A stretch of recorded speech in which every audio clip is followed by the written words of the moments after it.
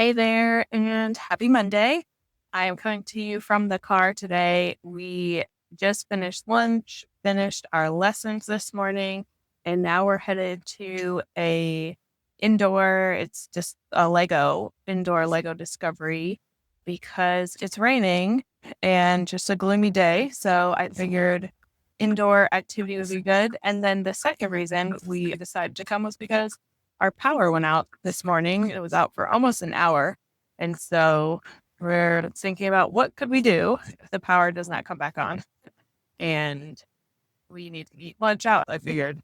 But go here, it's in a mall that's not too far away. I posted this morning on social media about planning over the summer. And so I thought I would share a little bit about how my planning looks for this summer, what I'm choosing to do and not do, and what our summer plans are. First and foremost, we are planning over the summer. We are doing homeschool over the summer. I'm just calling it light learning. That's the term I have coined that we're going with for the summer. The big reason why I decided to continue some version of learning over the summer is that I am a former teacher, former principal, and summer slide is the term used widely in the field of education to explain what happens when children take a break over summer from learning and they lose knowledge, skill that they previously had learned. And so it's like sliding backwards from the point that they left the school year to where they come back in the beginning of the school year is typically behind where they were. I have seen this actually happen in real time with children, and I would like to avoid the summer slide and continue the progress that we have made this year in terms of learning. In the upcoming voice note, I promise I'll talk about the assessment we took and where my son currently is at in terms of his level in both reading and math. We took a reading and a math assessment, and I'll share that. I would like us to reach our next goal by the fall. So using the summertime to get us to that goal academically. So what does that look like? We're definitely, like I said, light learning. So we're taking it easy. We're not doing a full schedule like we did through the school year, but we still are focusing on reading, writing, and math. Typically over the school year, we do all 8 subjects. For our state, we have to show proof of instruction in reading, writing, math, science, social studies, health, PE, art, and music. And so over the summer, I'm just planning lessons in reading, writing, math. And as other things come up, we will do those too. For example, last week we did some experiments that we thought looked cool and fun. We get the highlights in the High Five magazines. They have activities and things that sometimes we'll do that look fun.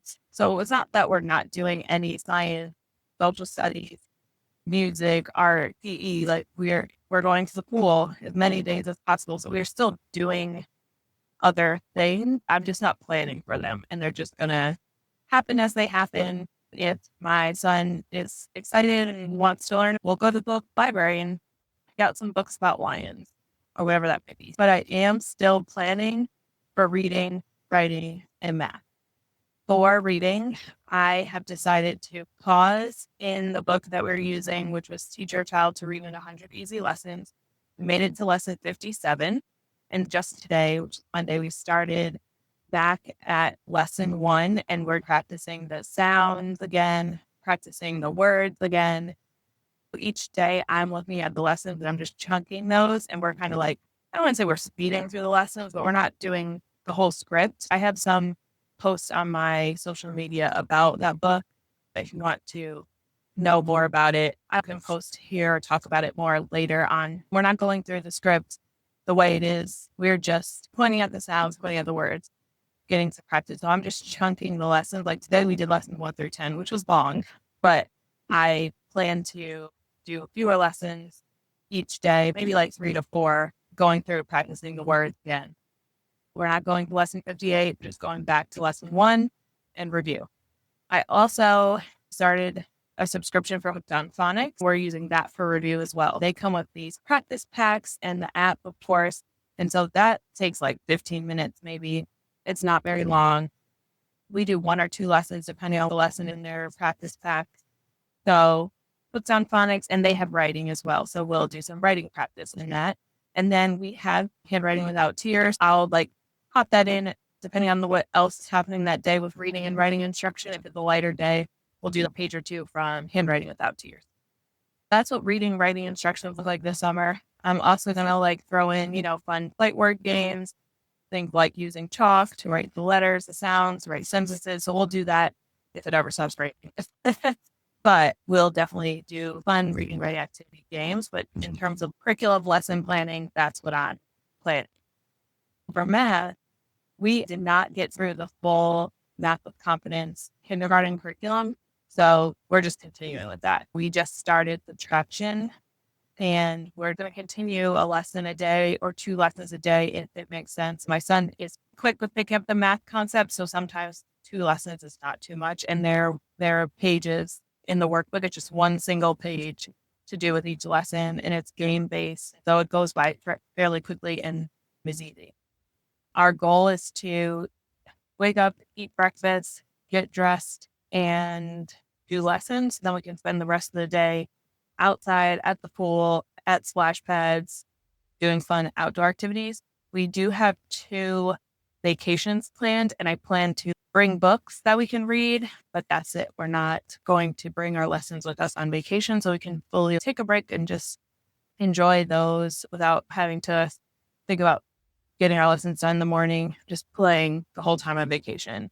I do have some play dates and thinking up some field trips and outings like this throughout the summer. So we'll be doing a bunch of stuff outside the house this summer, but that's how I'm thinking about the curriculum, the lessons we're learning, and why I decided to continue our learning through the summer, and why I'm continuing to lesson plan too, because I definitely want him to master new skills and retain the previous skills that he's learned. I'd love to hear what you're planning for the summer, or if you have any questions about this. If you are looking for a planner or a resource for planning weekly, I have 2 things for you. I have a free checklist that I'll link.